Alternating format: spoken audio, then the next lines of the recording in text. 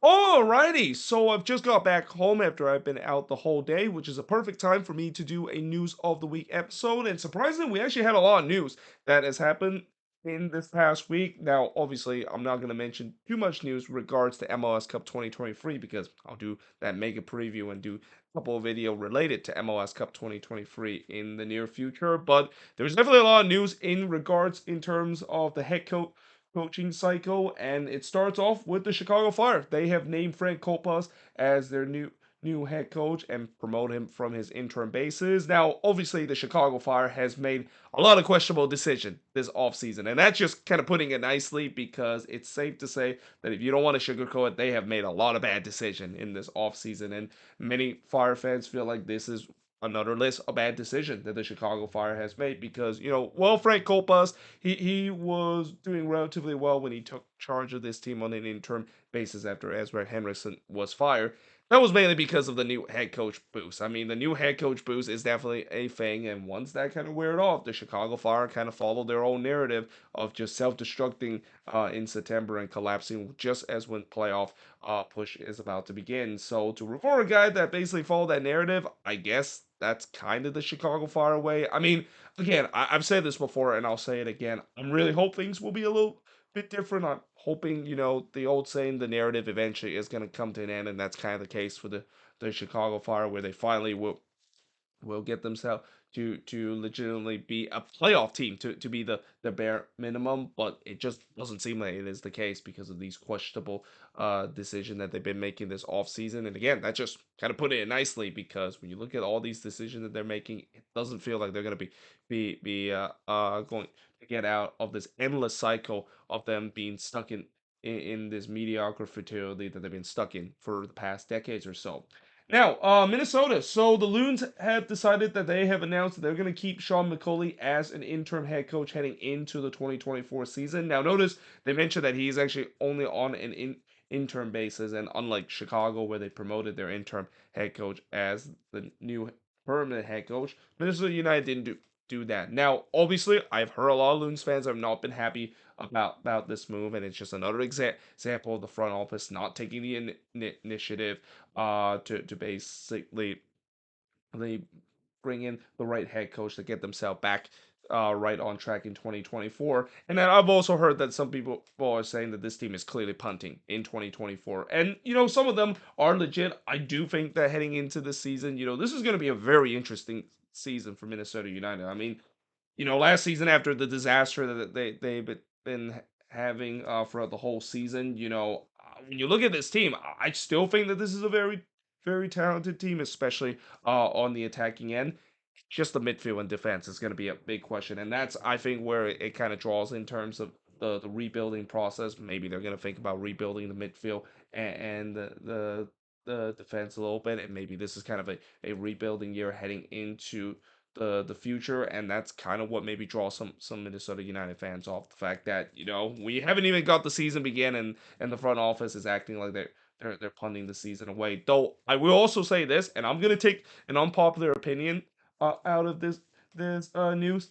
I do think it's the right call in the way that yes, in you want to eventually name a permanent head coach and basically have a vision of what you're going to do in the future. But at the same time, you also don't want to just kind of make that panic decision and just kind of decide to panic hire and think that that's going to work out because we have seen before where teams have decided to just kind of panic hire and basically decided to not make the right decision hiring a head coach. I mean, say what you say, hiring a good head coach means a lot to a team. I mean, you can have some of the best player in the league, but you do not have the right head coach and have the right philosophy, things are not going to go well for you, and that's I think is what Minnesota is trying to approach. They're trying to find the right guy to shape the identity of the team. But I also will say that I don't blame for any Loons fans feeling like the front office is clearly being cheap because of this, and they're already started thinking that 2024 is going to be a rough season, and it's going to be a season that they're just going to punt and looking forward to what happened in 2025. Now, moving on, we got Charlotte FC is report that they have named Dean Smith, Frank Lampard, and Freddie Torres as the potential free candidate to be the new head coaching role of Charlotte FC. Now, those three names, yeah, that doesn't really seems like names that you can say that could worked out for a Charlotte FC. I mean, Dean Smith kind of had a disastrous turn with Aston Villa and eventually got it. That kind of led to his downfall. The same goes with Frank Lampard. I mean, as a Chelsea fan, I know how things have gone with Frank Lampard, and that while he had a good start in there, it kind of turned sour. And then when he, of course, was coaching Everton, I mean, he almost relegated that team too. And then Freddie Juarez, a guy that when he took charge of RSL, yeah, it was not a great. He didn't have a lot of good success. I mean, he's a good assistant, no doubt, but in terms of being a head coach, not so much. So yeah, it's definitely not three names that you can say that Charlotte FC fans will be happy seeing as the free candidates to be their new head coaching role. But that being said, we'll see which one is going to get it. I mean, if I had to pick out of the three, I would say Frank Lampard could get it. I mean, I can see a kind of Wayne Rooney kind of situation where Frank Lampard decided to coach an MLS team, maybe had some success that he can have a chance to coach back in Europe, similar to what Wayne Rooney has done, even though his time with DC United as a head coach were kind of mixed resort, and now him going back to England and coach Birmingham City, I heard that he's not doing a really good job there either. So yeah, again, it's gonna be interesting to see who Charlotte FC is going to choose as their next head coach. And it's kind of the same thing for the New England Revolution because moving on, they have also named a couple of potential candidates as their head coach, as Gio Savarese, Bob Bradley, Robin Fraser, and Dom Kinnear are among the candidates to be the new head coach of the New England Revolution. Now, these names definitely show more promise than what I think Charlotte FC has bought, mainly because, I think we look at these names. I won't be surprised if either Giovanni Savarese is going to be hired as the next head coach of the New England Revolution. I mean, Gio Savarese, even though his time with Timbers last season kind of sour, he's still a top tier head coach in this league, and I won't be surprised he's going to get another job. The same goes for Robin Fraser. Sure, I mentioned that he kind of got put himself in a really tough situation with the Colorado Rapids, and I'm kind of surprised that he hasn't been hired right away because if you look at probably the best head coaching candidate right now in the league, and that of course is within MLS, Robin Fraser is probably right up in the top level. Now Bob Bradley, I think that's an interesting one. I mean, I won't be surprised if New England decide to go with that because they want to have a head coach that has that pedigree of doing well in MLS. I mean, just don't ask him what happened at Toronto FC. He's been a pretty good head coach in the MLS ran, and then Dom Kinnear is really an old school kind of guy, and a guy that I'm kind of surprised that he still is listed as a name in terms of being the new head coach of an MLS team. But yeah, it's gonna be interesting to see which candidate the New England is going to pick in terms of them choosing their next head coach. I mean, this is kind of around the time where because we have just so many head coach that's been fired this season and so many coaching changes, it's going to be very exciting to see heading into next season and see either familiar faces of coaches that got fired in their last job now in a new team, or potentially see some new names, especially names that's come out of Europe that for those that pay attention to European leagues um very closely, you probably know those names too, and that of course is regard to what I talk about Charlotte FC and their direction of potentially getting a European head coach, or mostly a Premier League head coach, that is. Now, the LA Galaxy have announced that they have signed Will Kuntz as their new sporting director, and this does mean that for those people that was questioning whether or not if the Galaxy was going to hold on to Greg Vanny as the sporting director, well, nope, that doesn't seem like it's the case. It seems like he's now just going to be a head coach of the Galaxy, and I think Galaxy fans are going to be happy about that because so the decision that Greg Vanny has made has been really questionable, and it also kind of doesn't help that some of the decision that he's made isn't really being held accountable because throughout the last season we know the whole story of the Galaxy. They were protesting of Chris Klein being the president of this team and hope that he get fired, and eventually they got their wish. Though they kind of got part of their wish because they also wish that Greg Vanny doesn't take that sporting director role, which doesn't seem like that's going to be the case. And getting Will Kuntz, I think that's a good hiring. Though it's going to be very interesting to see how El Trafico is going to be because Will Kuntz does come from their intercity rival LAFC, and you don't usually see this happen often where a sporting director or a office member come from your direct rival, join another team that is directly your rival. But we'll see how that's gonna go. I mean, the Galaxy, they're hoping to get themselves back to not just being a playoff contender, but just being a team that is considered to be the top tier team. I mean, they have took a huge fall from grace in this past decades or so, and they're hoping this move will help them getting themselves back to being the top team in MLS.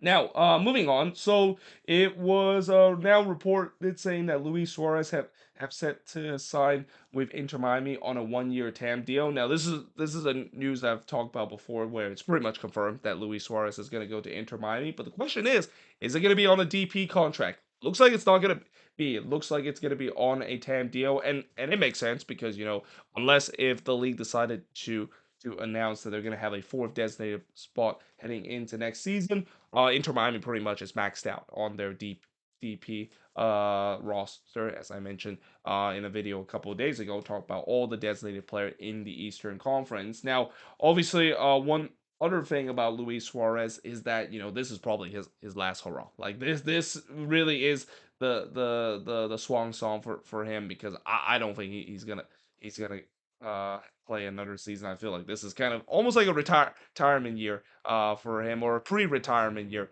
that is, and unfortunately this will definitely not help the argument, and will definitely feel those Euro snub there. Still saying in the year 2023 MLS is considered to be a retirement league, but yeah, overall, it's going to be interesting to see how the signing is going to be. I mean, I don't think he's going to be a regular starter. I still think Leo Campana is probably going to be the regular starter in that number 9 spots for this Inter Miami team. But bring a guy like Luis Suarez off the bench and maybe play in some games doesn't really hurt, especially with the way that Inter Miami is definitely trying to build a Barcelona 2015 kind of team heading into next year.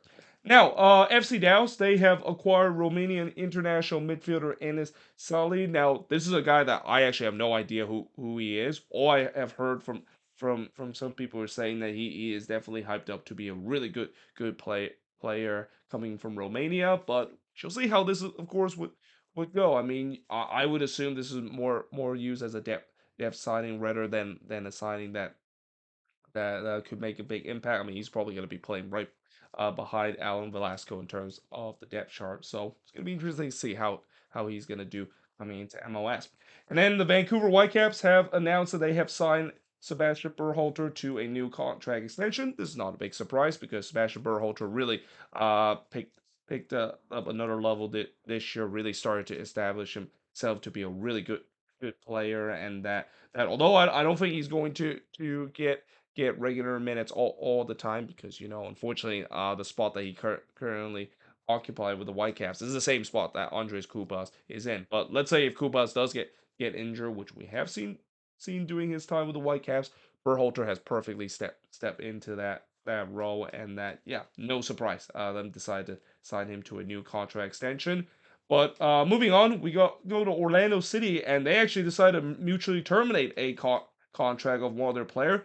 And that player is Maurizio Pereira, who they decided to terminate his contract. Now, from what I heard, it seems like Maurizio Pereira is saying that he wanted to go back close to his home nation and go back to his family. And we've seen this before where, when you have a player that decided to play in a league that they're it's not their native country, it's their foreign country. Homesickness is definitely a thing, especially when you're winding down to your career, which in the case of Maurizio Pereira, it's hard to believe that he's actually in his 30s right now, and that, yeah, again, if there is the case where we heard that he want to be closer with family, I have no problem with that, and I'm pretty sure Orlando City fans won't have any problem with that. I mean, Maurizio Pereira has done so much to this Orlando City team. But obviously, the issue with Maurizio Pereira has also been injuries. There's just been so many times that he's ended up in the IR, and even though when he's at his best, he can be considered to be one of the more underrated number 10 in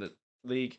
As he started to age, and knowing the fact that he wanted to be closer back home, it's no surprise that Orlando City decided to cut ties with him.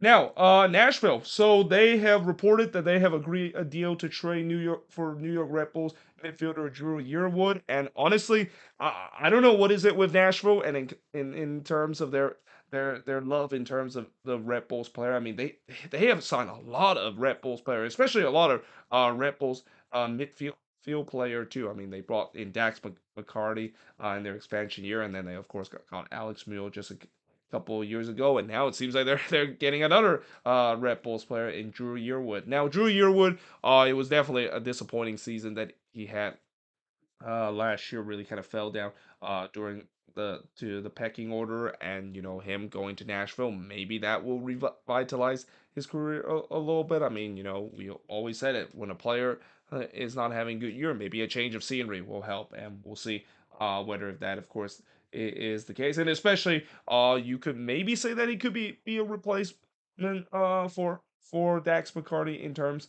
of that role, because yeah, Dax McCarty, he is starting to get up to age, and even though he is still performing at a high level, father time is eventually going to catch up to him. And Nashville does have a problem in terms of their midfield being a little bit or a little bit high on the age chart, and Drew Yearwood is definitely going to freshen that if he is decided to join Nashville, which again I won't be surprised that it is the case, because it just feels like the Red Bulls in Nashville has this uh weird kind of agreement that all Red Bulls midfielder player has to go to Nashville eventually. And I haven't even mentioned that Sean Davis was one of those players that also went from the Red Bulls to Nashville SC. Now Brandon Vasquez have said that he wants to play in Europe once the next transfer window is open. And actually, I forgot to put this news on Newsboard too. But Thiago Mata also said the same thing, that he wants to play in Europe once the next transfer window is open. Now, I'm not surprised that both of these players have said that they want to play in Europe, because for a long time we've been saying that maybe Brandon Vasquez is going to get that big money move to Europe in the future. Though this year he kind of had a down season, and honestly, if he does decide to make his jump to Europe, I mean, I don't think he's gonna get as big amount of an offer as what we see last season, when he was really at the top of his form. Now, in terms of Thiago Almada, it's not a big surprise that he wants to make his move to Europe. I mean, I think he's ready to do so. There's no doubt that Thiago Almada, in my opinion, is going to be the next Miguel Almiron, a guy that Atlanta is going to get a huge amount of money, because there's a lot of team in Europe is looking to trying to get him, and that I will not be surprised that we would see this season that he of course is being sold. I mean, I was even saying that during the summer, there was a case that maybe he would be sold off in the summer transfer window, because of how good he's been with Atlanta United. And that again, this winter I think could be a time. And if it's not this winter, it could be in the summer transfer window, because I don't think Thiago Almada has anything else to prove, mainly because there's a lot of teams that is looking to try to get him. And these are not just any team. These are a well-known team in Europe that is looking to get the service of Thiago Almada. Now, the Seattle Sounders, they have reported to acquire Argentine for Pedro de la Vega from Linus. Now, from what I heard, this is definitely one of the more highly talented player coming out of Argentina, which again is not a big surprise, because again, whenever you hear these kind of news, it seems like they're destined to either go to Europe or go to MLS. And knowing the fact that the Seattle Sounders desperately need some help on the attacking end, knowing that they are looking for a replacement for Nico Ladero, and potentially a replacement for Raul Ruidiaz. This guy would definitely be that. Now, from what I heard, he mostly play in the wing area, so he won't be a direct replacement of Raul Ruidiaz. But from what I also have seen this season for the Sounders, it seems like they are pushing Jordan Morris more toward that number 9 role. So yeah, that does mean that if they decide to sign him, he's probably going to be playing in the wing area. But still, it's going to be interesting to see how the signing is to be. I think this should be a decent signing, knowing the fact that the Seattle Sounders has always done well in terms of signing players out of South America. Though this is one of the few signings that the Sounders have done in terms of signing young Argentine player. Because when you look at the last couple of signings that they have gone when it comes to signing South American player are usually from their prime. I mean, when they signed Nico Ladera, he was in his prime, and the same goes for Raul Ruiz too. So it's going to be interesting to see how this is, of course, going to work out. Now, moving on. So, Fluminense has reported that they're looking to acquire Orlando City center back Antonio Carlos. Now, as much as I know this is going to be a big loss for the Lions if they decided to move on from Antonio Carlos because he means so much to that rock solid back line.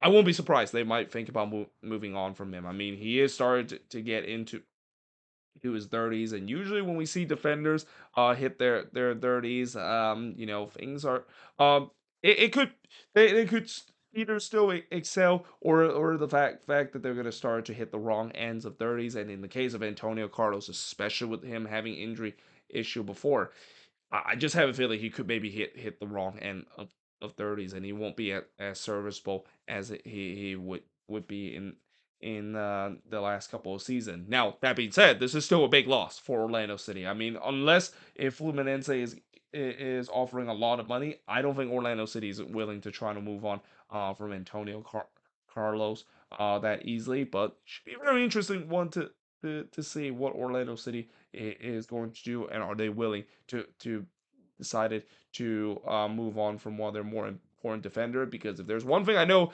about moving on from defender, and especially moving on to a very important player in the center back row, it doesn't usually work out well. I mean, just as Austin FC of how it went for them in terms of losing Ruben Galberson in the offseason last year, and how that left a huge hole that they just weren't able to replace.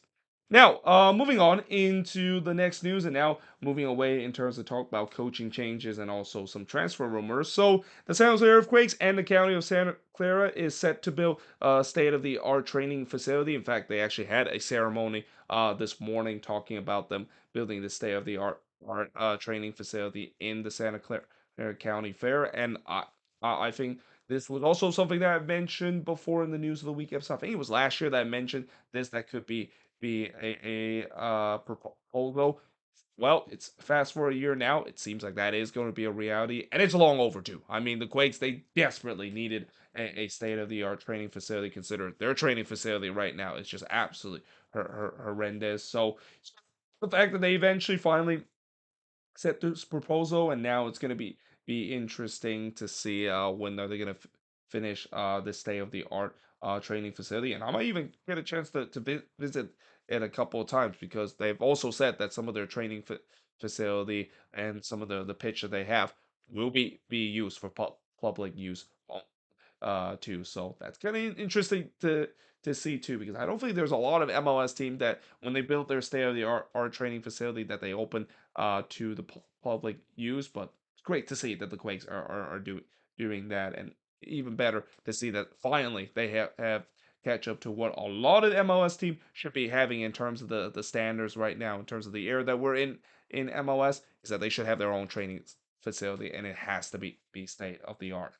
And then last two news. So CONMEBOL has officially released the Copa America 2024 venue and schedule, and tomorrow they are going to do the draw in terms of which team is going to be in the four groups that's going to be happening in Copa America. Now the U.S. of course, I think they are going to be in Group A, and I think they're going to be playing their game in Dallas, Charlotte, and also Kansas City. But in terms of the venue itself, I mean, I can definitely see that there's people that criticize the venue is going to be for this tournament. Obviously, I think when they decide to choose the venue for this tournament, they try to do as much city as possible. But at the same time, when you look at this tournament sizes, I think that they kind of are limited in terms of the amount of venue that they choose, because they want to at least have one of these venue host two games. So because of that, when you look at the geographic market, I mean, the southern market is definitely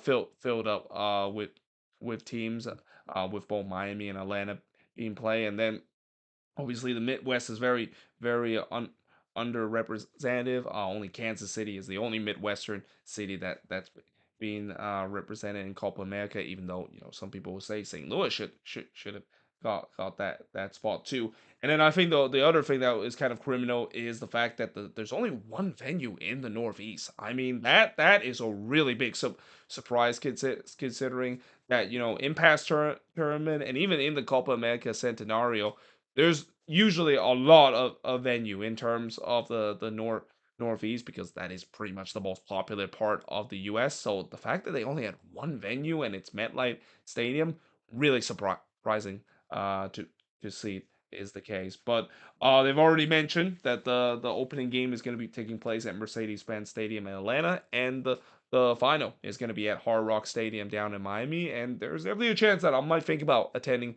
the final too. I know it's probably going to be expensive, but it's going to be a great experience, especially if, as I mentioned before, I will not be surprised that Argentina is going to make it to the final and win it because that's how the script is going to be. The script is going to be in Lionel Messi's final time playing for his national team in a major tournament. That he's going to go out as a champion in Copa America 2024. But now moving on into the last news, and I want to congratulate Tim Howard, who has elected to the National Soccer Hall of Fame. I mean, this is not a big surprise. I mean, Tim Howard going to go down as the greatest U.S. goalkeeper of all time. I mean, what he did with the national team is simply magnificent, and it's something that that is still a role that in terms of the goalkeeping spot. I know the U.S. has had some good decent goalkeepers in their round, and Matt Turner has definitely tried to live up to the legacy that Tim Howard basically left. But still, when you look at what Tim Howard did and doing his time in MLS and even in Europe and especially in the national team, I mean, I will never forget that 14 save performance that he had against Belgium in 2014 in the World Cup. Yeah, well he deserved to be named elected to the National Soccer Hall of Fame. But there you have it. That is pretty much it in terms of looking at all these news that has happened in this past week. As always, let me know in the comments below what do you think of these news, and if there's any news I didn't mention here on the board, let me know in the comments below as always. But until then, if you guys enjoyed this video, if you do, make sure you guys do a like, smash the subscribe button, and yeah, I of course will see you guys next time.